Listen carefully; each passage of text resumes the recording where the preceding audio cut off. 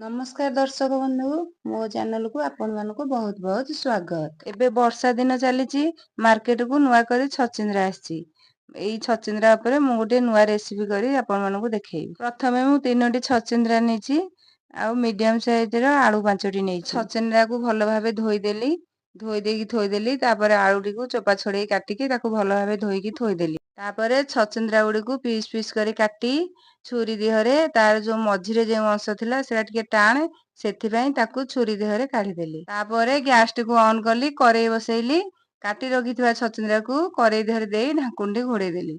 1 minute परे ढाकुंडी को काढी ताकू थाळी देहकू ढाळी देली। काटी रखिथिबा आलू को प्रेशर दे सिझेकी थोई देली।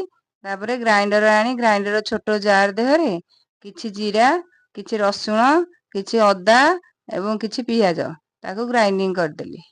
गैस रे करेईटी बसैली, तेल पकेइली, तेल गरम हो सारा पर किछि फुटण पकेइली। फुटणटी फुटी सारा पर ग्राइंडिंग करके रखिथिबा मसला को ता देहरे पकेइली। मसला टी को एपट सेपट कर सारा पर लूण पकेइली, हल्दी गुंड पकेइली, तापर धनिया पाउडर पकेइली, काश्मीर चिली पकेइली, लंका गुंड पकेइली। टिके एपट सेपट हो सारा पर रखिथिबा आलू को भलो भाबे चकटी ता देहरे पकेई एपट सेपट कली।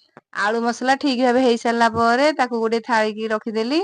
सिझेई रखिथिबा पोटल को ताकू आनी तार जो होल भितरे आलू को गोल गोल गोल गोल करी ता भितरे आस्ते आस्ते देई देई दी पट ताकू बंद कर देली।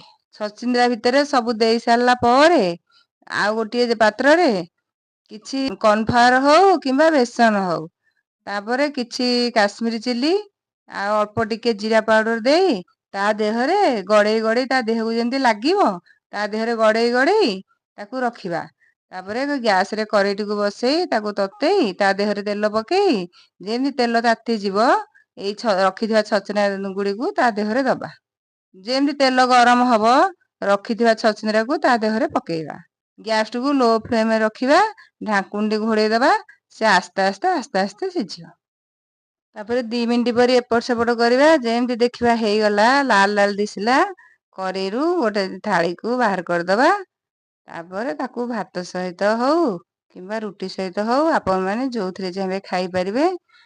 केमिति लागुची कमेंट माध्यम रे मते जणैबे। रहूची नमस्कार, जय जगन्नाथ।